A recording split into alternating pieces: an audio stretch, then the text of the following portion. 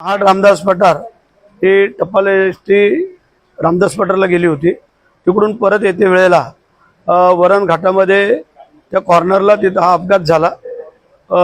बऱ्यापैकी त्यांनी कंट्रोल करायचा प्रयत्न केला ड्रायव्हरने, परंतु ब्रेक फेल झाला असं त्यांचं म्हणणं आहे आणि त्या अनुषंगाने गाडीने पलटी मारून ती घासत गेली आणि त्याच्यामध्ये बऱ्यापैकी काही लोकांना डोक्याला, कोणाला हाताला, असं काही लोकांना मुक्कामार, एक दोन लोकांना जखम झालेली आहे आणि तसं काय फार मोठी इंजुरी त्यामध्ये नसल्यामुळे इथल्या इथे जेवढं आम्हाला रिलॅक्स करता येईल तेवढं करून आम्ही जेवढ्या लोकांना घरी सोडता येईल तेवढे सोडूया।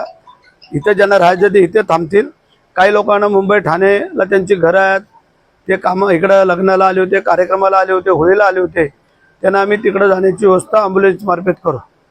या गाडीचा ब्रेक फेल झालेला आहे, याची काय चौकशी करणार होणार ना, ते त्यांच्या एसटीच्या माध्यमातून ती चौकशी केली जाते की वस्तुस्थिती काय आहे ती खरी, की ड्रायव्हरचा कंट्रोल सुटला का खरोखर एसटीचा ब्रेक। आता तो ड्रायव्हर नेहमी त्या घाटाने चालवत असतो, आता काही नवीन ड्रायव्हर नाही आहे किंवा बाहेरचा नाही, मग तो बाहेरचा ड्रायव्हर आहे आणि त्याला माहिती नाही, तर तो गेल्या अनेक वर्ष या घाटाने काम करतोय, त्यामुळे आम्हाला वाटतंय की तो खरं बोलत असेल। आता आपण प्रत्यक्ष बघितलं रुग्णांना, त्याच्या जखमी नव्हतं, त्याच्यामध्ये छोटी मुलगी ती डोक्याला खूप आता एक 4-5 टाके येतील।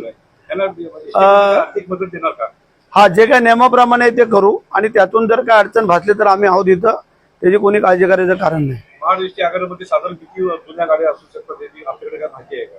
जुन्या गाड्या जास्त आहेत, नवीन गाड्या कमी आहेत, पण आता नवीन गाड्या जशा येत आहेत तशा प्रत्येक डेपोला आम्ही आता पहिल्या लॉटमध्ये 10 एसट्या देतोय आणि त्या ज्या ग्रामीण भागात, डोंगर भागामध्ये जाणं आहे तिथे जास्तीत करून नवीन गाड्या देण्याचा प्रयत्न करतो।